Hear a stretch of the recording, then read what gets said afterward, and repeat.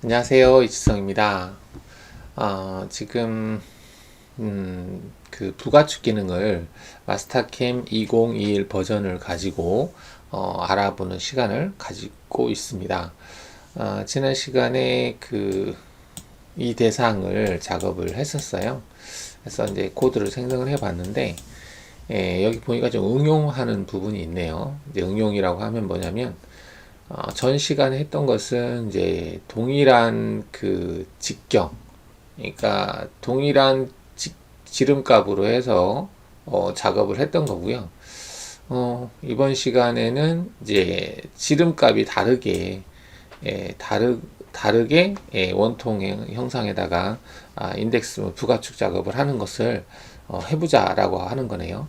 지난 시간 한 것처럼 길이 헬리컬의 길이값 8, 그리고 이제 큰 쪽의 직경값은 4, 그리고 작은 쪽은 3 이렇게 돼 있어요. 지금 제가 얘기하는 건 다 인치단입니다. 인치를 이제 미리로 환산해야 되겠죠. 자, 그래서 지금 지난 시간 한 거하고 도형은 똑같은데 이제 다른 점이 뭐냐면 우측에서 봤을 때 작업할 때 높이 차이가 발생해야 된다는 얘기죠. Z가 4인 V를 이쪽에다가 하고, 그 다음에 이제 이쪽 시작하는 쪽 있죠. 시작하는 쪽은 지름이 3인치 형태로 하자는 거예요. 자, 그랬을 때는 이제 대상 도형의 Z 값을 이렇게 변화를 주시면 된다는 얘기죠.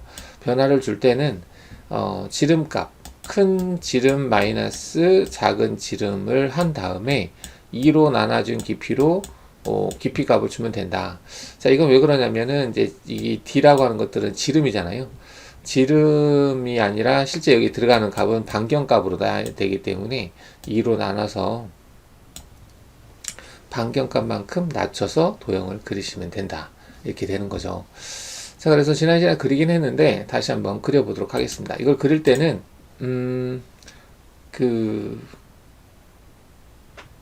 원의 큰 지름하고 작은 지름이 있고요.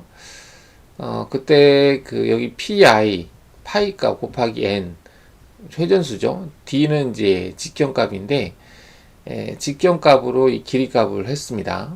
할 때 그때는 4를 기준으로 했거든요. 4를 기준으로 했고 거리값은 8.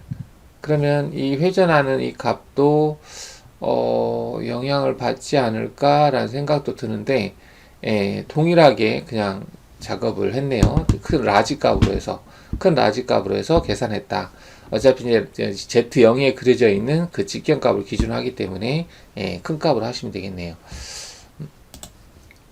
자, 그러면 등각 보기를 해서 여기에다가 그릴 텐데 작업 평면을 우측면으로 하고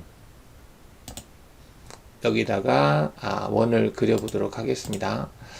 자, 원을 그리는데 원의 크기는 직경값을 할까요? 직경값은 4인치 4 곱하기 25.4가 되겠죠. 4인치로 그렸다 라고 보고요. 자, 얘를 이제 펼쳐 보도록 하겠습니다. 펼치는데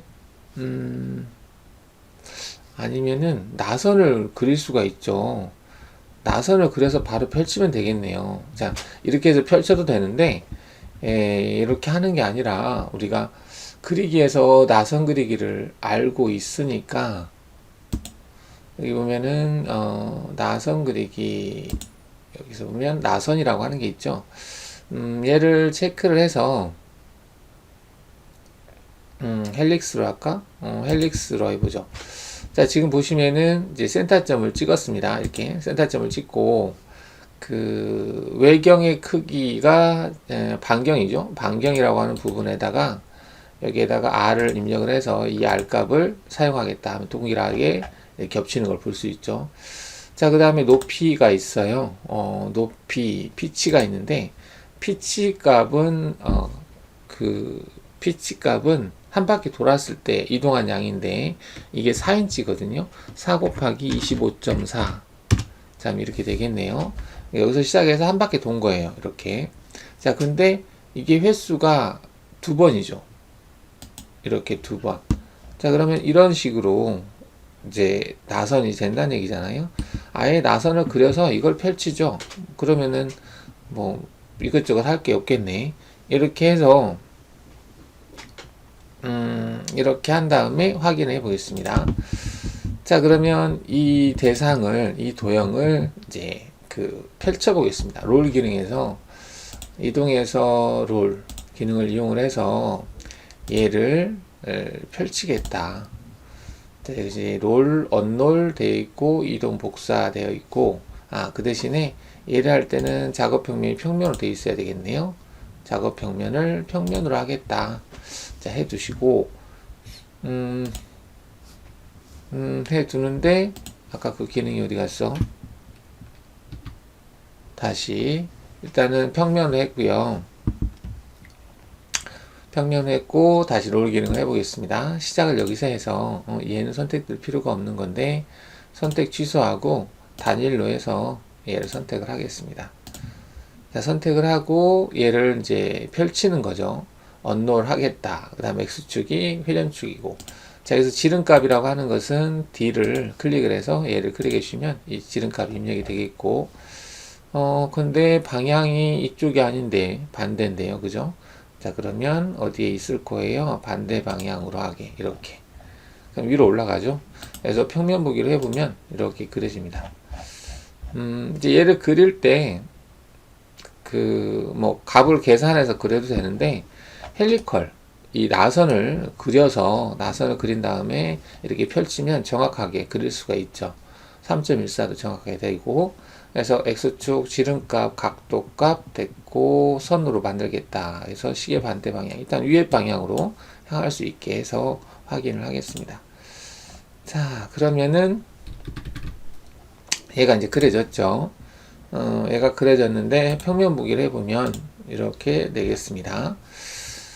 자, 그럼 얘를 가지고 Alt-E를 해볼까요? Alt-E. 얘를 가지고 그리기에서 와이어프레임에서 바운딩 박스 어디 있죠? 바운딩 박스 체크하고 얘를 선택하고 확인하시게 되면 이렇게 사각형이 그려져요. 이건 이제 바운딩 박스에서 전체 대상을 포함하는 형태를 그리는 거죠. 이렇게 해서 확인하시게 되면 다시 Alt-E를 해볼까요? 그러면 나선이 지금 시작하는 위치가 이게 딱 일치하는 걸 볼 수 있죠. 여기까지 해서 자, 이렇게 해서 그린 다음에 지금 이 그림을 보시면 얘를 그린 건데요. 여기서 보면 0.6이라고 하는 게 있는데 0.6인치, 왜냐면 이거 사용 공구가 지금 1인치짜리 공구거든요. 그래서 반경 센터가 약간 이제 50%, 60% 정도로 확장시키기 위해서 0.6을 준 겁니다. 자, 그러면 여기를 하기 위해서 옵셋 값으로 벽면 모으기 한 다음에 우리가 옵셋 기능을 이용을 해서 여기다가 거리 값은 0.6 곱하기 25.4 15.25가 되겠네요. 자, 이 값으로 옵셋하고 옵셋 하겠다 이렇게 해놓고요. 자, 그러면은 얘가 이 길이만큼 연장이 되는 거죠. 그거는 이제 트림에서 한 요소 기능을 이용을 해서 얘를 여기까지 연장하겠다 체크해 주시면 되겠고, 이 대상도 여기까지 연장하겠다 해주시면 되겠죠. 연장하기 전에 할 게 있네요. 컨트롤 Z를 해서 자, 뭘 해야 되냐면 이 대상의 속성이에요. 얘가 우측에서 봤을 때 0에 그려져 있잖아요. 근데 보시면은 0.5인치만큼 밑으로 내려오라고 되어 있죠. 자, 그래서 얘를 0.5만큼 이쪽을 내리도록 하겠습니다. 자, 선택하고 F4를 눌러주시면은 F4. 자, F4를 눌렀어요. F4를 누르면 Z값, 시작 위치와 종료 위치가 있는데, 등각 보기를 해보시면은 시작점과 종료점이 표시가 되는데, 여기가 종점이고요. 여기가 시점이에요. 그럼 시점이 여기죠. 1번이 여기가 되겠고 2번이 여기가 되겠습니다. 참 1번의 위치에서 Z값만 마이너스 0.5 인치잖아요. 그리고 곱하기 25.4를 하는 거죠. 자, 그러면은 이렇게 했으면은 우측면 보기 해보면 이렇게 시작 위치에 Z값이 0.5인치가 내려오는 걸 볼 수 있죠. 자, 이렇게 해서 확인하실 수가 있겠습니다. 자, 이 그림이 지금 얘를 뜻하는 거예요. 이 그림 0.5라고 하는 거. 자, 대상 도형만 있으면 되니까. 자, 이렇게 했어요. 이렇게 해서 평면 보기를 해보겠습니다. 자, 그러면 이 대상 도형이 지금 우리가 원하는 형태로 만들어졌죠. 만들어졌으면, 자, 얘를 이제, 여기에서 여기까지 연장을 해야 되는 상황이거든요. 자, 연장을 하는데, 지금 Z값이 다르긴 한데, 트림이, 될 것 같아요. 얘를 여기까지. 위치가 달라서 안 된다고 그러나? 안 되는구나. 자, 안 되면, 이 대상을 그냥 연장을 하겠습니다. 트림이 아니라 여기 길이 수정이라고 하는 부분이 있는데 아니면은 트림에서 점 기능을 하겠습니다. 점. 우리가 트림에서 여기 점이라고 하는 게 있거든요. 점 기능으로 그냥 연장하겠습니다. 쭉 연장을 하고요. 얘도 연장을 하죠. 자, 연장을 한 다음에 얘도 마찬가지로 연장을 하죠. 여기 점으로 트림해서 연장하죠. 그럼 이제 이렇게 나오죠. 지금 만나진 않았어요. 왜냐면 지금 Z값이 다르거든요. Z값이 다르기 때문에 평면에서는 만났지만 실제로는 떠 있는 상태예요. 이렇게 떠 있는 상태지만 이 대상을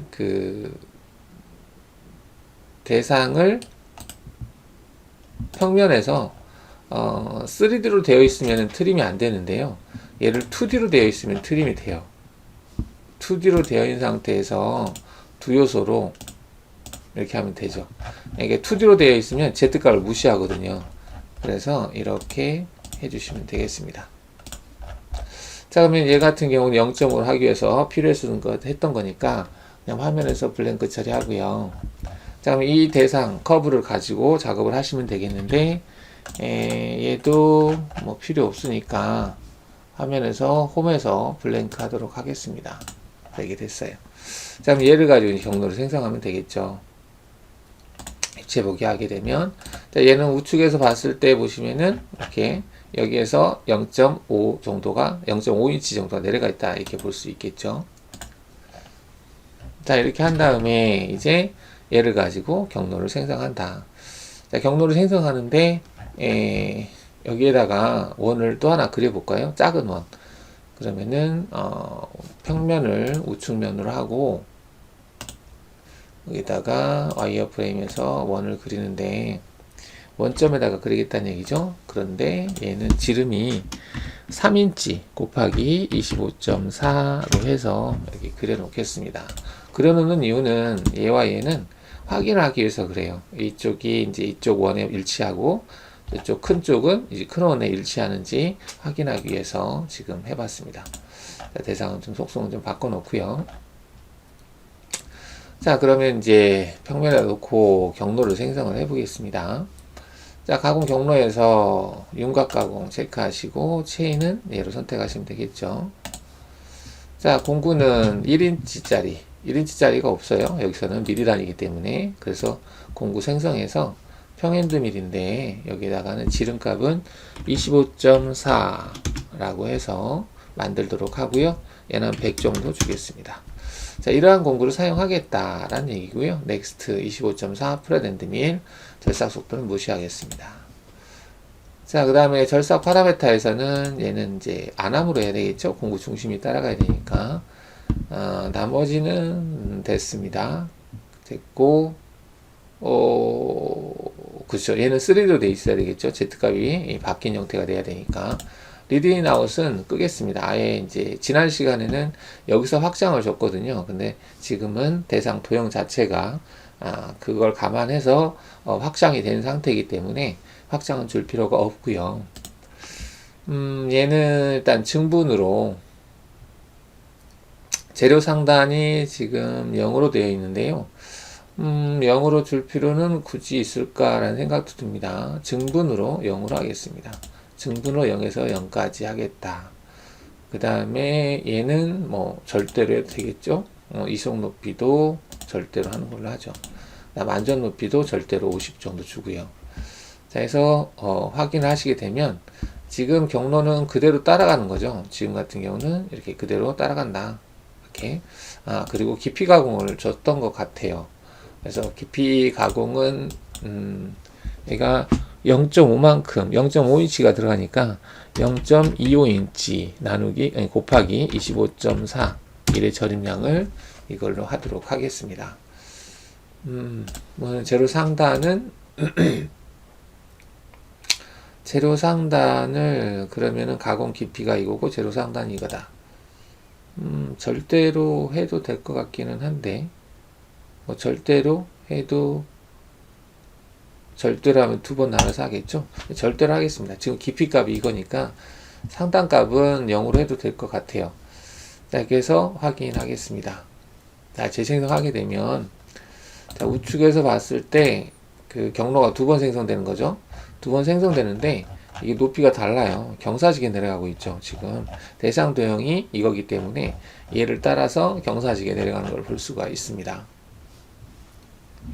그러면 얘를 이제 뒤로 복사를 해서 부가축 기능으로 말도록 하겠습니다. 로타리 축 대체하겠다. Y축을 변경하겠다. CW 체크. 로타리 지름이라고 하는 부분은 여기다가 D를 입력을 해서 기존에 그려져 있는 원을 선택을 하겠습니다. 기준이 되는 거예요. Z0을 기준한 부분이 이제 4인치짜리이기 때문에 그 원을 선택을 한 거고요. 풀기, 말기죠. 말아야 되니까. 확인하고 재생성을 하시게 되면 이런 식으로 작업이 되겠습니다. 그래서 이제 우측면 보기를 해보면 기존에 이제 원하고 일치하게 맨 마지막 경로가 지금 여기에서 일치하는 거거든요. 딱 여기 Z0인 위치 여기에서 일치를 하고요. 그 다음에 시작할 때도 여기서 일치합니다. 이거는 이제 4인치짜리 여기는 3인치짜리가 여기 일치하죠. 그리고 여기 나온 부위는 이제 시작하는 위치는 약간 위에서 시작하는 거고요. 어차피 이건 밖에서 진입하는 구간입니다. 여기서부터 여기까지는. 그 다음에 여기 마찬가지로 뭐 밖에서 빠져나가는 구간이에요. 약간 안으로 들어갔죠. 경사지게 들어가니까. 자, 그러면 이렇게 됐고 소재를 재료 설정을 해볼까요? 재료 설정에 들어가서 원통 형상이다. X축이고 그 다음에 여기 직경값은 D 얘를 체크하면 되겠고 그 다음에 길이값은 8인치죠. 8인치면 직선 길이가 아까 제가 블랭크를 한 것 같은데 여기다가 8 곱하기 25.4 해주시면 되겠죠. 자, 그러면 재료 설정이 이렇게 되어 있죠. 정면 보기 해보면 이렇게 되어 있습니다. 그래서 끝나는 부위, 시작하는 부위도 약간 밖에서 시작했고 끝나는 부위도 밖에서 끝난다. 그렇죠? 그리고 안쪽에 여기는 이제 3인치를 기준해서 작업을 했고 여기는 4인치를 기준해서 작업했다. 볼 수가 있죠. 4인치를 기준으로 해서 깊이를 넣을 때는 지금 이렇게 하면은 대상 도형까지 깊이가 되기 때문에 여기가 더 이상 들어가지 않네요. 여기도 지금 깎여야 되는 상황이 아닌가 싶어요. 지금 볼까요? 완료를 했을 때 깎여야 되는 상황이기 때문에 그렇죠. 이쪽도 우측면도 절입이 된 상태에서 지금 작업이 돼야 되네요. 그러면은 절대로 값을 넣어버리면은 안 되지 않나 싶기도 한데 최종 깊이 값은 증분해서 마이너스 값을 넣어야 되겠구나. 그렇죠. 여기가 깊이를 넣을 때 가공 깊이는 이제 그 증분으로 해서 대상 도형 증분으로 해서 재료 상단은 일단은 0이 되지만 가공 깊이는 증분으로 해서 마이너스 0.5 곱하기 25.4가 돼야 되겠죠. 이게 이제 0.5인치만큼 절입을 한다라고 했으니까 그래서 0에서 마이너스 12.7만큼이 이제 가공 범위가 된다. 이렇게 볼 수 있겠죠. 그리고 깊이 가공을 이제 12.5의 반절 6.3으로 했으니까 이렇게 해서 재생성을 해야 되겠죠. 자, 그렇게 되면 이제 그 작업을 할 때 대상 도형을 기준으로 해서 두 번, 여기가 이제 0.5인치가 되겠고요. 여기가 반절. 그래서 대상, 여기가 이제 0이라고 보시면 됩니다. 평면상에서는. 여기서부터 한 번 작업하고 또 한 번 작업하고 이렇게 작업한 거고, 자, 끝나는 위치 같은 경우는 이제 대상 위치가 여기가 지금 3인 위치, 여기가 3이겠다. 이게 지금 3인 위치거든요. 여기에서 한 번 들어가고 또 두 번 들어가고 이렇게 작업을 하는 걸 볼 수가 있습니다. 약간 돌려보시면 여기가 이제 3인치인 부분이고 여기가 0.5 들어갔고 여기가 다시 0.05, 0.25 들어갔고 그 다음에 0.5 들어간 위치라고 볼 수 있겠죠. 자, 이렇게 해서 뭐 제대로 된 걸 확인할 수 있겠고 얘를 모의 가공을 통해서 확인해 보면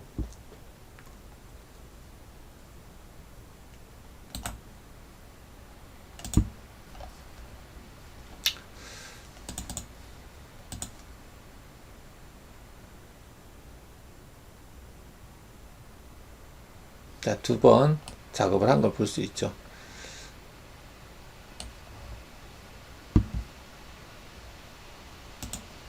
자, 이게 3, 이게 4. 그죠? 그래서 3과 4, 이 사이가 지금 0.5거든요. 그럼 0.5만큼 들어갔죠? 0.5인치만큼. 들어갈 때 한 번씩 나눠서 들어간 걸 볼 수가 있고요. 안쪽 부분은 3을 기준으로 해서 0.5를 들어갔고, 밖에 쪽 부분은 4를 기준으로 해서 0.5가 들어갔다. 얘를 한번 반투명으로 봐서 보면, 우측면 보기를 해볼까요? 우측면 보기를 해보면, 여기 시작하는 부위, 와이어 프레임이 이쪽으로 해서 보여야 되겠네요.